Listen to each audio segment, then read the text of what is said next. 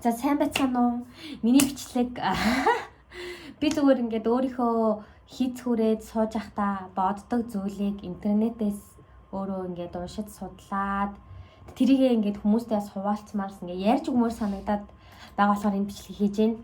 Саяхан би 3 хоног амар өвдсөн байхгүй юу? Миний хоолоо өвдөөд тэгээд би баг 2 хоног халуураад ингээл зарим нэг шинж тэмдгүүдийн интернетээс хаагаад ингүүл яаж одоо тийм юм болсон байвал яг юм болсон байвал хүн өнөө өвдөлтөө нэг интернетээс ингээл хайдаг шүү дээ тий. Ингээл тэгвэл яасан мэн ингээл тэр үед ингээл нэг наача хавдрын шинж тэмдэг байж магадгүй гэдэг ч юм уу тий. Тэгэл нэг тиймэрхүү гож юм ер нь хавдар ер нь юунаас үүсдэг юм болоо хавдар гэж ер нь ямар өвч юм болоо гэдэг талаар надад ямар ч ойлголт байдаггүй. Ер нь ингээд 10 жил ч гэсэн эрүүл мэндийн хичээл дээр ингээд нэг тиймэрхүү чухал өвчнүүд юунаас үүссэн юу бид нэр хэрэгжилж ийж тэр өвчнөөс үрчлэн сэргийлэх юм те ямар арга хэмжээ авах юм гэдэг ерөөсөө зааж өгдөг хинч хэлж өгдөг бид нэр өөрсдөө л уншиж судлахгүй бол нэг би одоо уншихаа сууж जैन тэгээд энэ талаар одоо ингээд мэдэж авсан нь ирээдүйд бас хэрэг болж магадгүй учраас та нартай ч гэсэн ингээд бас та нарт ч таны амьдрал ч гэсэн хэрэг болж магадгүй гэсэн үүднээс ингээд хуваалцаж байгаа. Тэгэд би ямар нэг юм мэрэгжлийн юмш биш энэ зүгээр интернет дээр байгаа тийм source мэдээлэлүүд шүү заяа. Тийм болохоор бүгдээрээ гоё зүгээр л ерөнхийдөө нэг ийм ойлголттой юм байна гэд ойлгоод учраас би зүгээр одоо та нарт ерөнхийдөө интернетээс нэг тийм сайт олсон байхгүй сая судалж авч байгаа. Тэгэд энэ сайт нь болохоор хавдрын үндэсний зөвлөл. За би энэ дээр ингээд эсэсгээд оруулчих. Хавдрын үндэсний зөвлөл нийгэмд үйлчлэх төрийн бас байгууллага гэдэг жаа ийм сайт байгаа. Бүр ийм хавдрын тухай. Тэгээд би ингэ бичлэгээ 1 гэж ба 2 гэж вэ гэж ингэж янзлж оруулмааргүй энэ зүгээр шууд оруулмаар яа тэр би бичлэгээ янзлах болгон копирайт заагаад байгаа болохоор шууд ямар ч editгүйгээр ингээд оруулчод байгаа. Тэгмэл подкаст хэлбэрээр ингээд сонсохыг илүүд үзээрэй. За, хавдар гэж юу вэ гэж байгаа байхгүй юу? За, хавдар гэдэг нь хүний биеийн эсүүдийн өвчин юм. За, ямар ч хэсэг ингээд эсүүдийн өвчин болж хүний биеийн эсэд нь штэ. Тэдний өвчин заяа. Бидний бие махбод олон сая эсээс бүрддэг бөгөөд биднийг өсгөх хүссэн эсийг орлуулах гэмтлийн дараа гэмтсэн эсүүдийг нөхөх зэргээр эдгээр эсүүд тогтмол шинэ эсүүдийг үүсгэж байдаг. Эс бүрийн доторх генүүд нь эсүүд хэрхэн ургах, ажиллах, нөхөн төлжих устгах зэрэг удирдах байдаг. За эс бүрийн доторх ген нь энийг удирддаг. Ердийн үед эсүүд тодорхой хяналттай өсч үржиж байдаг боловч зарим тохиолдолд тодорхой эрсдэл хүчин зүйлийн нөлөөгөөр энэхүү үйл ажиллагаа алдагддаг. Одоо тэр эсүүд ингээ хяналттайгаар ердийн үед ажилладаг байсан бол зарим нэг тохиолдолд энэ үйл ажиллагаа алдагдаад эсүүд хяналтгүй хуваагдан өсч эхэлдэг. Ингээд хуваагдаад өсчихлээ. Тэгээ би юм сонсчихсан хгүй хавдартай хүмүүс витамин уудаггүй гэсэн яагаад гэвэл нөгөө нэг тэр хавдрыг улам ингээд одоо баяж үржүүл одоо юу гэдэм болоо ямар ч гэсэн ингээд тэр хавдрыг ингээд томрохт нь ингээд туслаад байдаг. Одоо үржүүлээд байдаг гэх юм уу? Витамин ч өөрөө хүний нөгөө нэг одоо дархлааг сайжруулах ч юм уу, В, С, Д эдрийг ингээд сайжруулах байгаа шүү дээ. Тэгээд хавдрын эсийг бас ингээд тэжээхгүй тулд ерөөсөө витамин дөрөв гэсэн. За, хавдар нь хоргүй эсвэл хортой гэж хоёр төрөл байдаг. Хоргүй хавдар нь биеийн тодорхой нэг хэсэгт байрлаж түүнээс цааш тархдаггүй. За, хоргүй хавдар нь болохоор зөвхөн одоо бөөрийн хор тадар байлаа гэхэд бөөрөн дээрээ хоргүй хавдар байна гэсэн. Цаашаа тарахгүй гэсэн. Амь насанд ерөнхийдөө аюулгүй.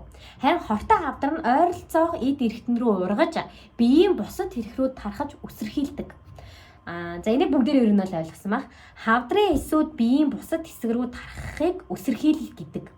За ерөнхийдөө нөгөө хавдар нь үсэрхийлэл болсон байна уу дараа шалгуулаарай гэдэг ингээд тийм ээ штэ. Би тийм зөндөө сонсчихсан. Тэгээд ямар ч гэсэн тэр эсүүд нь бусад биений одоо биений манай доторх ходоод манад руу үсэрхийлчвэл ерөнхийдөө амь насанд аяг аюултай. За зарим хорвоо хавдар нь хавдрын урдл байдал байдаг бөгөөд имчилгээгүй орхисон. Одоо хорвоо хавдар зарим нь болохоор зүгээр урдчилсан одоо тэр хортой болохоос өмнөх шинж тэмдэг гэсэн үг байхгүй юу? Байдаг. Тэгээд зарим тохиолдолд имжлүүлээгүй орхисон тохиолдолд хортой хавдар болж хувирдаг. Харин зарим төрлийн хорвоо хавдар нь хортой болон хувирдаггүй. Зарим төрлийн. Гэтэ ямар хавдар гэдгээс шалтгаална.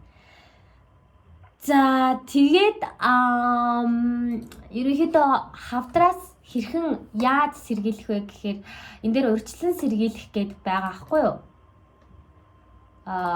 Урьдчилан сэргийлэх үзлэг гэж байгаа. Гэтэ энэ дээр мэдээлэл алга. Хавдрын эрсдлийг бууруулах. За, хавдрын эрсдэл ерөнхийдөө яаж тэр одоо хавдартай болохоос яаж урьдчилан сэргийлэх вэ те? Бид нар ингээд өөрсдөө би эрүүл байгаа юм чи хавдартай болохгүй. Би хэнийг муу юм хийгээгүй юм чи хавдартай болохгүй гэдэг ч юм уу.